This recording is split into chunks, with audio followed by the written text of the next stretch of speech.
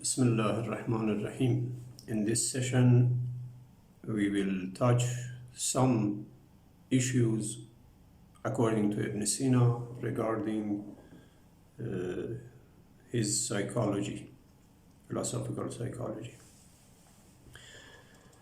One of the important issues which he deals in brief way is his idea of prophethood and revelation.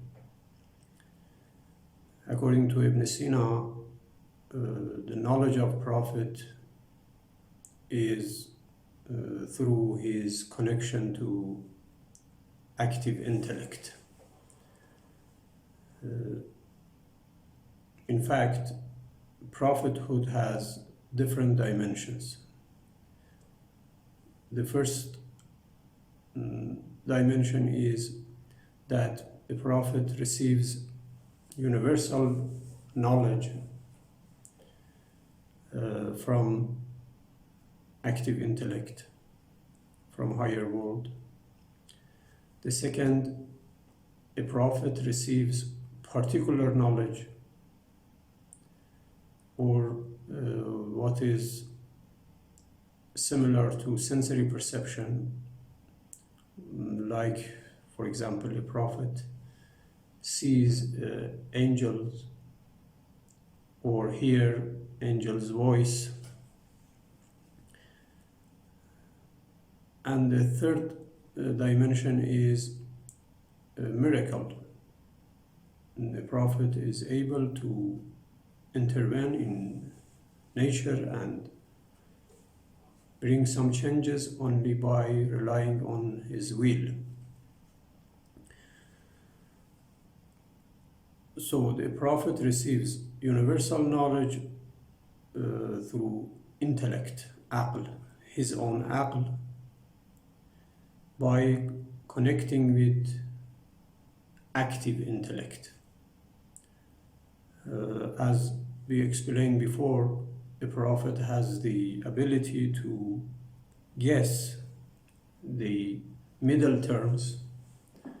He knows middle terms of all syllogisms. Therefore, he has intellectual knowledge of universals. He knows particulars. For example, he experiences encountering with angel. He knows some events that took place in the past or will take place in future. These are particular knowledge, not universal. This type of knowledge is related to the power of imagination of the prophet. His imagination also will be connected to active intellect and celestial souls. Since celestial souls have the knowledge of particulars, they know all that is in sublunar world. A prophet, by connecting to these celestial souls and the world of angelic world, knows particulars and will have a kind of sensory perception like of spiritual realities, like seeing angels.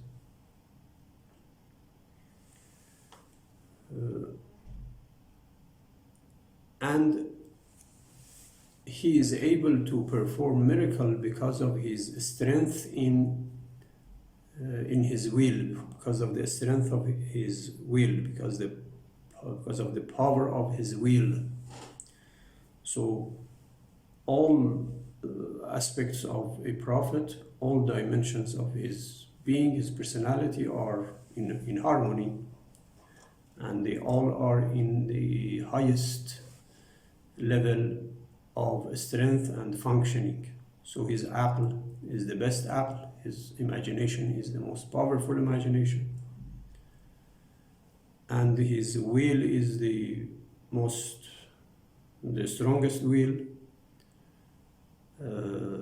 He can create something just by his will. He can bring changes in the external realities by his will. As we are able to bring changes within ourselves, our will is able to have some intervention within us. We can imagine something which has its effect on us. Some of our imaginations make us happy. Some of our imaginations make us to be sad or disappointed. So we can have some changes within us. But a prophet's imagination is so strong that his will is so strong that he can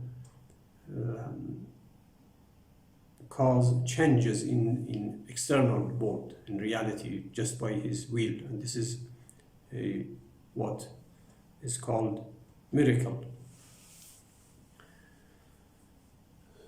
Due to his imagination, he can see in his wakefulness what we can see in our dream. Because our concentration is on our sensory perceptions, they interrupt us. We cannot have this kind of perception with regard to events or realities that are outside of the domain of our sensory perception. In our dream, we have this freedom. For example, we see places which are far from us, or we see events that took place in the past or will take place in the future. But in our wakefulness, we don't have this power.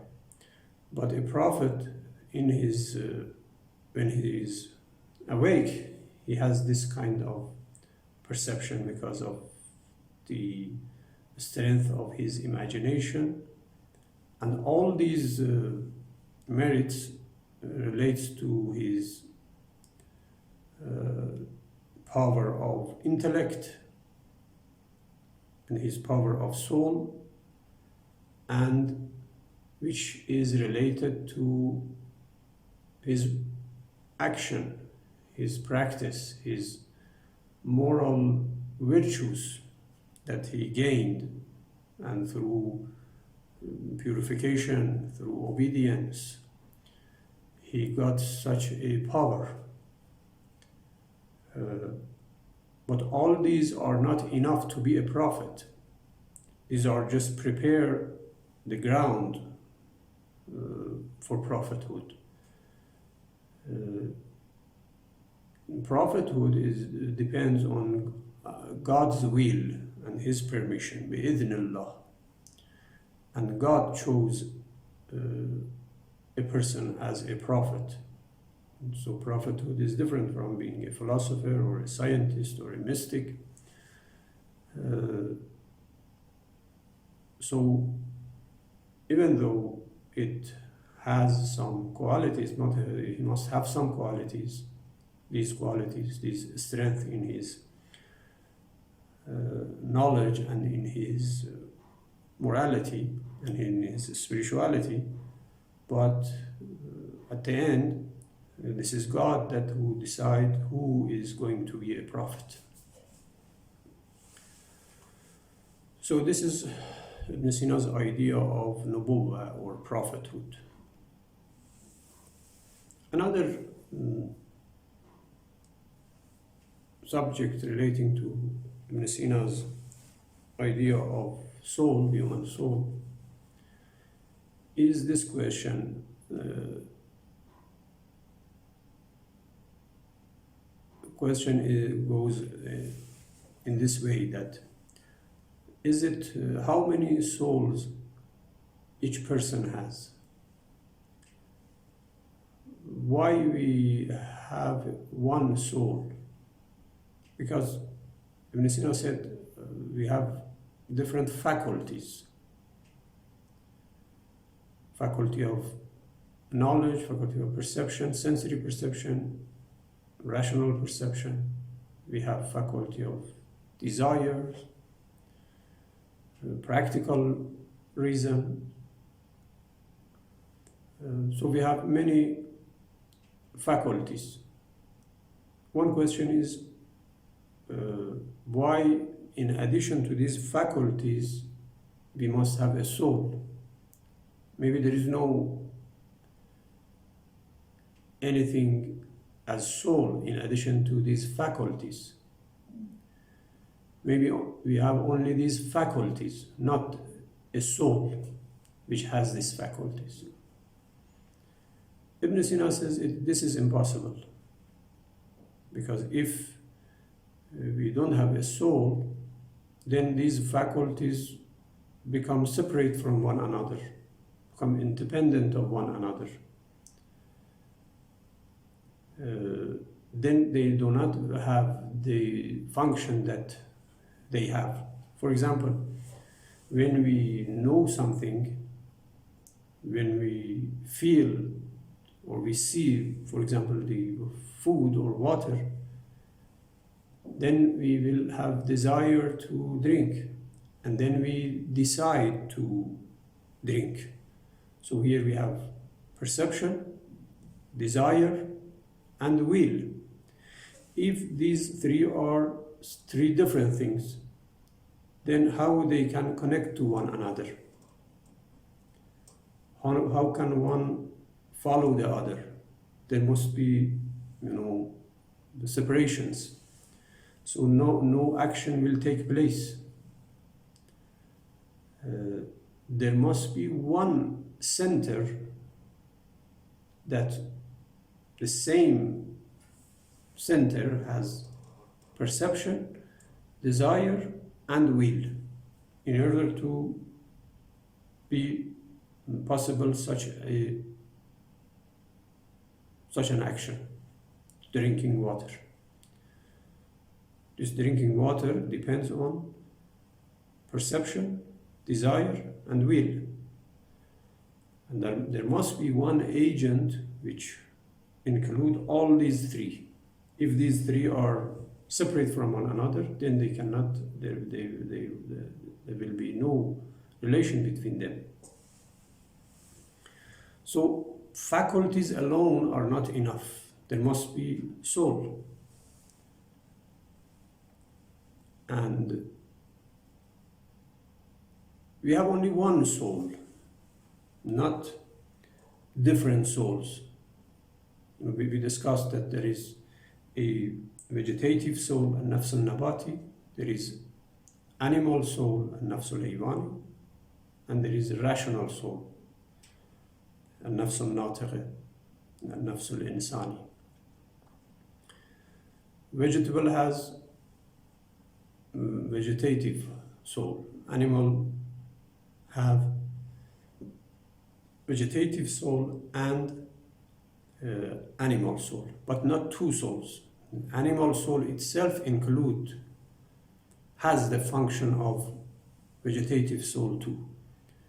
And human soul, one single soul, has the function of all three. It has the function of vegetable soul, the function of animal soul, and the function of rational soul. If we have three different souls, again, the same problem that in the case of having various faculties without one soul will be raised. If we have three souls, then they will be independent from one another, separate from one another, and they cannot work together, and they cannot make one personality with one identity. We are one person with one identity. The same reality that knows, the same reality has will, has desire, and all these functions. So it is impossible to think that there are different souls for one person. Similarly, it is impossible to have one soul for all people, as if human soul is one species and one individual, and all human beings have one soul. This is also impossible. In this case, we will not have different identities, different personalities, different thought, different feelings. Each individual has his own feeling, his own thought, his own desires, his own will. So there are different souls. As we have bodies, we have souls. Each human body has a soul. So this is the only rational and intelligible and reasonable way of thinking about soul and body. There must be a soul. Faculties alone are not enough. One person cannot have more than one soul, otherwise one person can be more than one person. All people cannot have one soul, in which case all people with regard to their psychology must be one person, one personality with one thought, with one desire, with one will, which is impossible.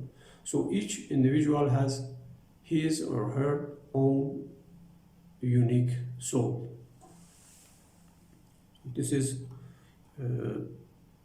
another issue with regard to Ibn Sina's psychology. Another issue is related to the eternity and temporality of soul. حدوث وقدم. حدوث وقدم النفس. Whether a human soul is eternal or temporal. Hadith or qadim. Some philosophers like Plato and Plotinus believe that a human soul is eternal. And before we come into this world, before our body is created or shaped, our soul exists from eternity. This is what Plato and Platonic philosophers like Plotinus thinks. Some philosophers like Aristotle believe that soul is not eternal, it is temporal. Those who think that soul is temporal and not eternal, again, have different ideas with regard to the priority or posteriority of soul and body. Some theologians think that human soul is temporal, it is not eternal, it is hadith, but it is created before body. قبل الجسم. خلقت قبل الجسم, before body.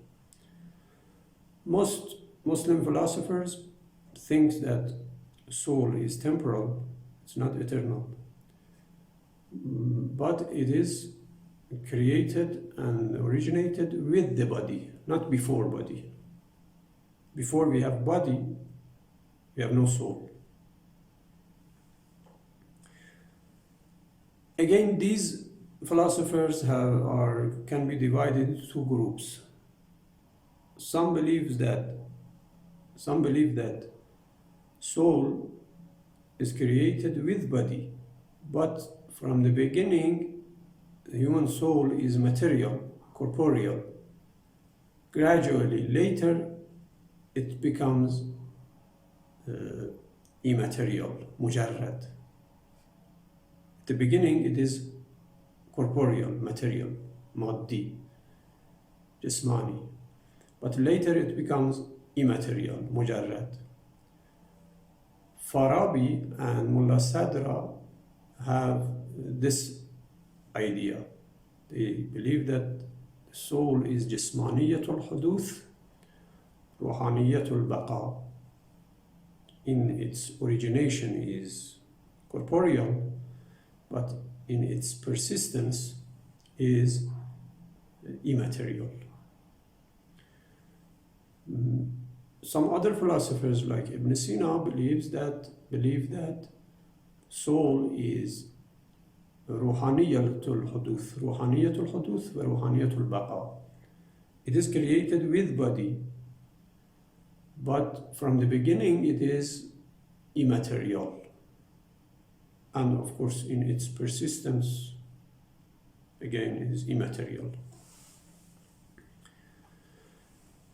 Ibn Sina refute the priority of soul to body.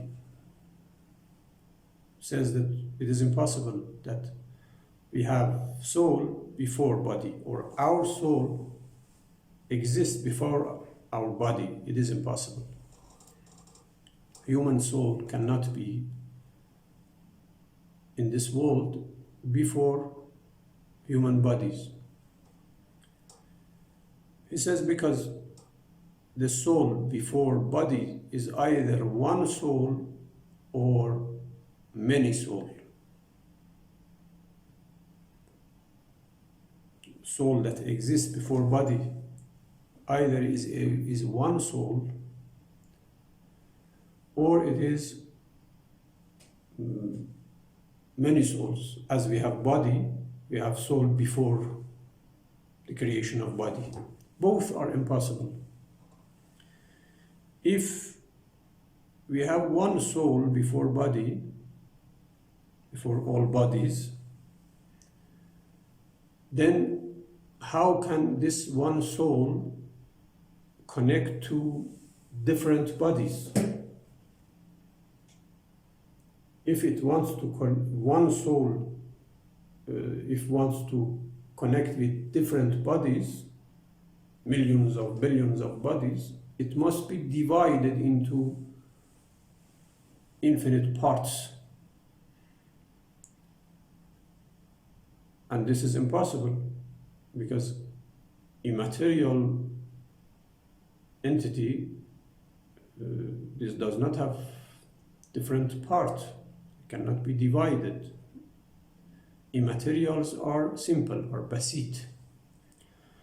So it is impossible that one soul exists before bodies, then when bodies are created, this one soul divided within all these bodies. This is impossible. So why we don't say that there are many souls before bodies? As we have bodies, we have souls before creation of bodies. When a body is created, the soul that is waiting for his body comes and connects with the related, respected body. He says this is also impossible. Because how can soul be multiple? How can we have many souls from one species? Either each soul is essentially different from other soul. They are different بالذات. Their essence are different. And each soul is essentially different from other souls.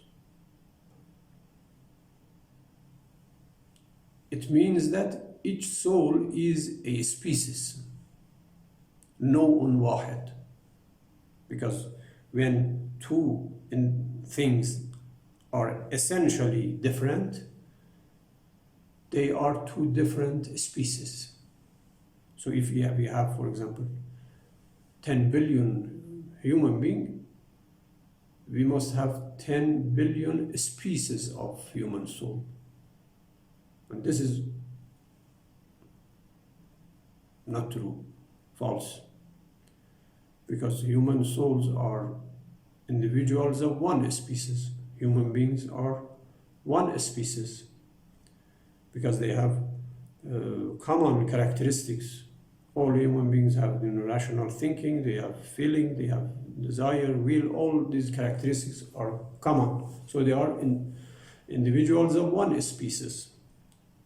So they must have one species of soul.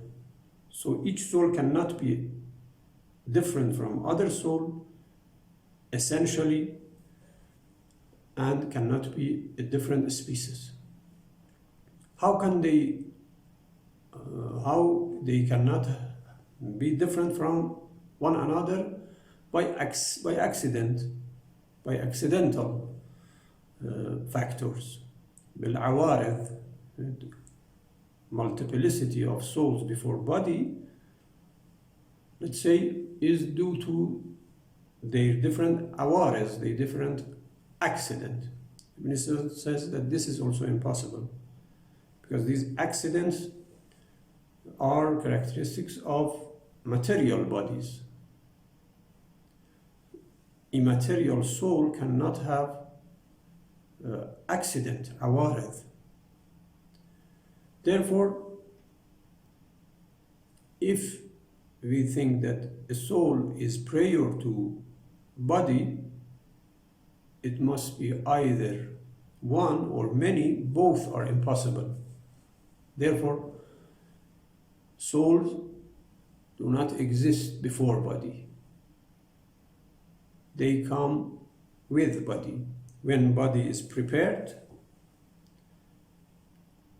when a temper is shaped, then a soul which is suitable to that body, the fetus, will be shaped, will be created.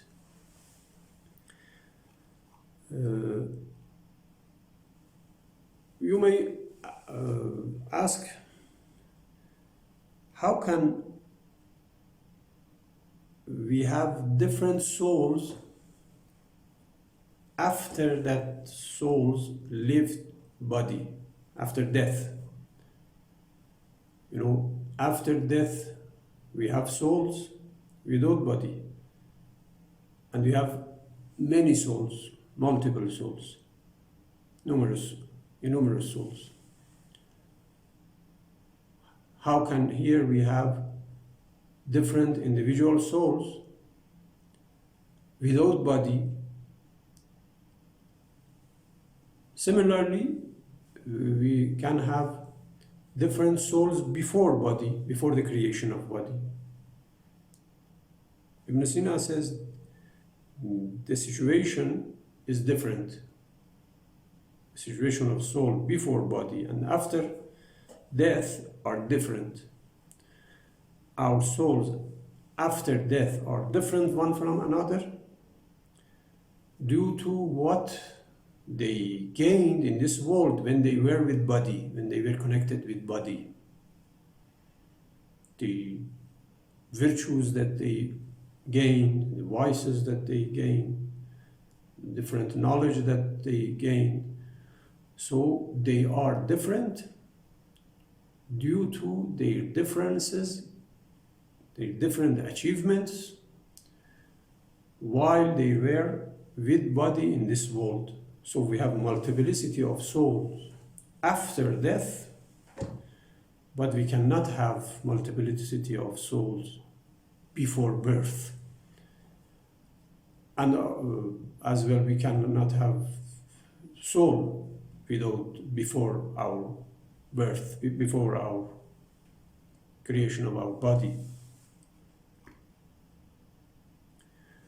So these are some details in Ibn Sina's theory of soul.